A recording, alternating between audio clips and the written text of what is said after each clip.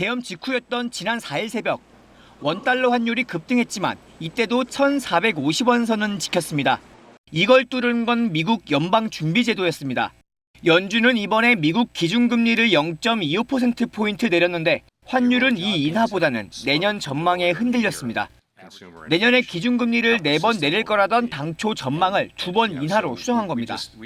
미국 금리가 예상보다 천천히 내려갈 거란 뜻.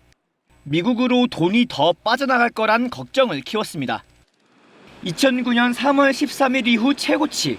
어제 낮 종가 기준 1,451원까지 오른 이유입니다. 계엄과 탄핵 등 단기 악재 탓이라고 넘기기엔 환율의 흐름이 심상치 않습니다. 장기 추세를 보면 1980년대부터 1997년까지는 800원대에서 안정적이었지만 모두가 기억하는 1997년 외환위기 대폭등합니다. 다시 2008년 금융위기, 이때도 1,500원을 넘습니다. 그리고 10년 넘게 지난 지금 1,450원을 넘어 1,500원 턱 미칩니다. 한눈에 보면 마치 1997년이 백두산, 2008년 한라산, 지금은 지리산쯤 될 높이입니다. 더 큰 고민은 환율 상승 압력이 우리가 제어할 수 없는 미국에서 오고 있다는 점입니다. 삼성, 현대 등 8개 기업 경제연구소장들도 최대 위험 요인이 환율이 됐다고 입을 모았습니다. KBS 뉴스 황현규입니다. 기준금리 인하 결정은 시장의 예상대로였습니다. 하지만 결론까지 과정은 쉽지 않았음을 파월 연준 의장은 시사했습니다. 만장일치 결정도 아니었습니다. I would say today was a closer call, but we decided it was the right call because we thought it was the best decision. 당장 미국의 고용시장이 더 냉각되는 건 막아야 하지만 예상보다 좋은 경제 상황을 보면 금리 인하의 근거가 약하기 때문입니다. 연준은 이날 내놓은 경제 전망에서도 올해와 내년에 경제 성장률과 물가 상승률은 높였고 실업률은 낮췄습니다. 또 9월 이후 3번 연속 금리를 인하하면서 넉 달 사이 금리가 1%포인트나 빠르게 낮아졌습니다. 금리 인하 효과를 파악할 시간이 아직 충분하지 않다는 의미입니다. 여기에 더해 트럼프 당선인의 관세 부과 방침 등 새 정부의 정책도 불확실합니다. It's kind of common sense thinking that when the path is uncertain, you go a little bit slower. It's not unlike driving on a foggy night or walking into a dark room full of furniture. 결국 앞으로는 금리 인하에 신중할 수밖에 없다는 건데 이를 반영해 연준 위원 19명 가운데 14명이 내년엔 단 2번 이하의 금리 인하를 예상했습니다. 미 연준은 3년 뒤에도 기준금리가 3% 아래로 내려가진 않을 것으로 예측했습니다. 높은 금리에 강달러를 원하는 트럼프의 정책이 맞물리면 우리 환율이 내려가기는 쉽지 않을 것으로 보입니다. 뉴욕에서 KBS 뉴스 박일중입니다. 자, 미 연준 얘기부터 해보겠습니다. 오늘 환율 급등, 주식 급락, 이 이유가 연준이 내년에 금리를 2번만 내리겠다. 네. 당초에는 4번 내리겠다고 했는데 절반으로 줄였습니다. 연준이 금리 인하의 속도 조절에 나선 이유는 뭡니까? 네, 오늘 마지막 FOMC 회의 결과 예. 제가 들여다보니까 키워드를 꼽아본다면 예. 영어로 carefully, 신중하게입니다. 예. 원래 통화 정책을 운용할 때 예. 초반에는 세게 달려갑니다. 예. 그러니까 축구 경기에서도 이쪽 골대에서는 장거리로 하프라인까지 보내는 거죠. 예. 그리고 상대방 골대에 가까워질 때는 신중하게 정교하게 예. 움직이는 거라고 볼 수 예. 있겠습니다. 그래서 연준의 금리 전망이 역시 2번만 인하하겠다라고 결정을 내린 건데요. 예. 또 중요한 그 배경이 연준의 책무가 2가지다라는 거죠. 예. 하나가 고용 안정, 예. 2번째가 물가 안정. 예. 고용 안정을 위해서 금리를 인하할 수 있겠지만 그러다가 물가가 다시 반등하면 어떡하지? 예. 또 물가 안정을 위해서 높은 금리를 유지하다가는 예. 고용 안정이 좀 실추될 수도 있겠네. 그렇기 때문에 이제부터는 더 신중하게 2가지를 저울질하면서 통화 정책을 결정하는 것이다. 이렇게 보시면 좋겠습니다. 금리 인하를 서둘러 내려왔으니까 지금은 상황을 좀 보고 그렇습니다. 신중하게 입장을 결정하겠다. 네. 이 얘기인 것 같은데 오늘 이 파월의 말 한마디가 외환과 금융시장을 요동치게 만들었습니다. 네. 환율 추세 한번 다시 한번 보실까요? 지금 97년 외환위기 그리고 2008년 금융위기 때 환율이 1,450원을 넘어섰습니다. 지금이 이제 3번째인데 자, 질문 드리겠습니다. 지금 이 상황이 앞서 두 상황과 많이 다릅니까? 또 심각합니까? 네.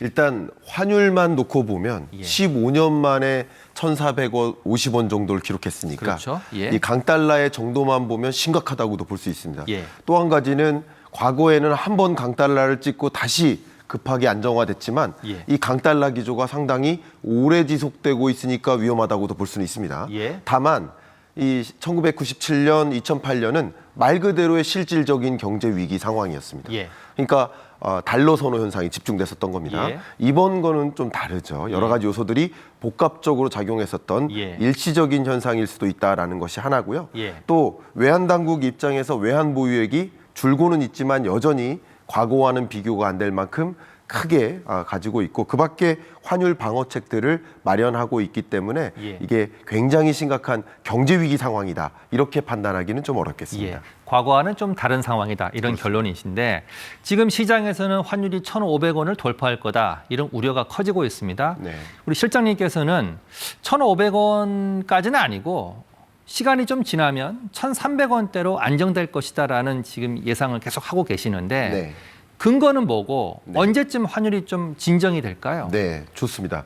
말씀하신 대로 저도 강달러 뉴노멀을 전망하고 있는 건 맞습니다. 예. 1,300원도 강달러고 1,250원도 강달러거든요. 예. 다만 지금과 같은 슈퍼 강달러 1,400원대의 환율이 계속 지속되기보다는 예. 1,300원 수준의 강달러로 예. 다소 하향 안정화될 것이다라고 보고 있습니다. 예. 왜냐하면 바로 외환 시장이나 주식 시장의 가장 중요한 특성은 바로 선행성에 있습니다. 예. 예를 들면 탄핵 정국 이게 원화 가치를 급락하게 만들었어요. 예. 두 번째 트럼프 이슈가 역시 선행적으로 반영되면서 강달러 현상을 만들었고 예. 오늘은 FOMC 회의 결과 금리 인하 많이 안 할 것 같아.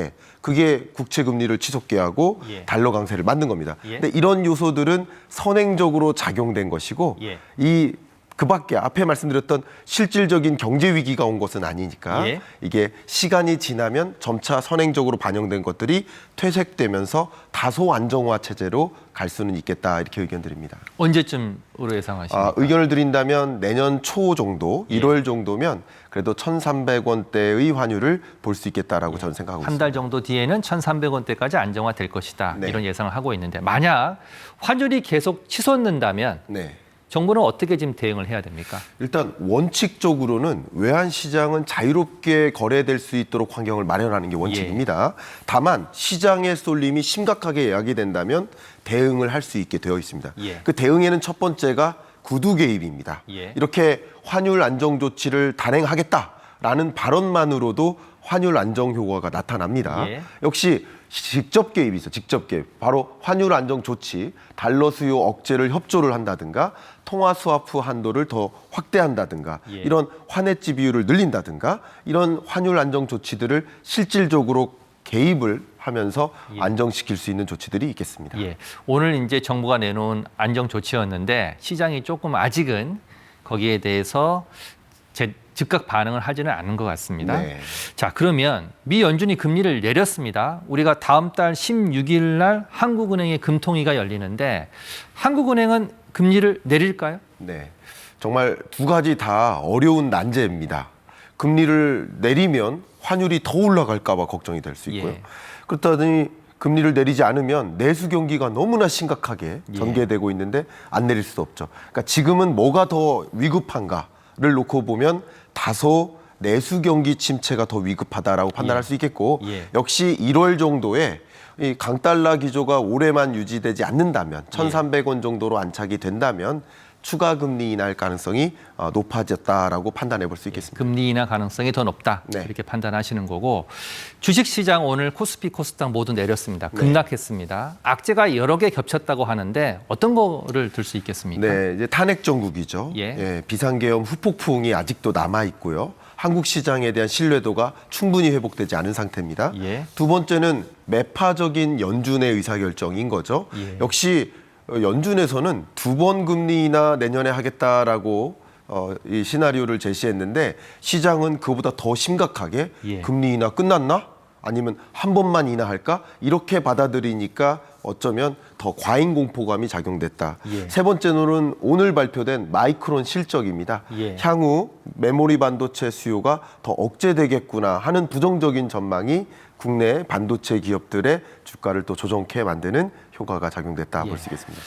방금 말씀하셨습니다. 삼성전자, SK하이닉스 오늘 많이 급락 떨어졌는데 네. 조금 전에 아주 반가운 소식이 전해졌습니다. SK하이닉스가 미국 반도체 보조금 받을 거다. 네. 계약을 최종 확정했다 이런 보도가 나왔어요. 네. 자, 이제 좀 한숨을 좀 돌릴 수 있게 됐습니까? 네, 일단 우리나라 반도체 국가라고 자부할 수 있겠는데 SK하이닉스는 어쨌든 6,600억 원 가량의 예. 직접 보조금을 받도록 확정을 했고요. 예. 또 한 가지는 정부 대출금이 있어요. 예. 그게 약 7,200억 원 정도 됩니다. 예. 더 많은 규모의 정부 대출금도 확정적으로 받을 수 있도록 예. 조치가 내려진 것, 좀 한숨을 돌릴 수 있겠다 생각합니다. 자, 그럼 마지막 이제 그 퍼즐이 삼성입니다. 네. 삼성도 받기로 되어 있는데 트럼프 출범 전에 받을 수 있겠습니까? 네. 저의 의견은 예. 받을 수 있다입니다. 다행이네요. 의견을 드려본다면 예. 보시는 것처럼 인텔, TSMC, 마이크론, SK하이닉스 모두 다 확정됐습니다. 예. 오로지 남은 것이 바로 삼성전자입니다. 예. 의견을 드려본다면 IRA나 칩스법에 따라 보조금을 받기로 했던 것, 예. 이건 법을 통과한 거예요. 예. 역시 이것을 막으려면 의회를 또 통과를 시켜야 되는 이슈가 예. 있습니다. 아무리 트럼프라도 이건 막을 수가 그렇습니다. 없다. 또 한 가지는 예. 민주정부 입장에서도 민주당 입장에서도 미국에서 이게 정치적으로 완결을 해야 됩니다. 예. 완결을 해야만 다음 정권의 행보에 차질이 없는 거예요. 예. 그렇기 때문에 반드시 약속했던 건 지켜내려고 노력할 거라고 생각합니다. 자, 마지막으로 비트코인 시장 좀 살펴보겠습니다. 파월이 오늘 이렇게 얘기를 했습니다. 연준은 비트코인을 소유할 수 없다. 지금 그래픽에 나오는데 이게 원론적인 얘기인 것 같은데 이 말 한마디에 비트코인이 한때 급락했습니다. 자, 비트코인 상승세 좀 제동이 걸렸다 이렇게 볼 수 있습니까? 네, 의견을 들어보겠습니다. 예. 파월 기자회견을 저도 다 봤는데요. 거의 막바지에 등장한 질문에 예. 이렇게 답변을 한 거고요. 예. 이 답변은 말 그대로 연준 법에 기초해서 현재 법제도로서는 비트코인을 소유할 수 없게 되어 있다. 예. 그러면 트럼프는 어떻게 할 것인가? 예. 법 개정을 할 거라는 거죠. 법을 바꿀 것이다. 그렇죠. 법을 개정할 것이고 더군다나 레드 스윕으로 공화당 정부가 다 지배를 하는 방식으로 가기 때문에 충분히 그런 의지대로 가져갈 수 있겠다라고 보고 있겠고 예. 법 개정과 동시에 또 26년 5월 정도면 연준 의장의 임기가 마무리되죠. 예. 그래서 이 비트코인에 더 친화적인 그런 연준 의장을 선임함으로써 차질 없이 비트코인을 보유할 수 있도록 행보를 단행할 것이다라고 저는 해석을 하고 있습니다. 장기 전망은 계속 우호적인 환경이네요. 네. 자, 오늘 말씀 여기까지 듣겠습니다. 김광서 한국경제산업연구원 연구실장이었습니다. 고맙습니다. 감사합니다.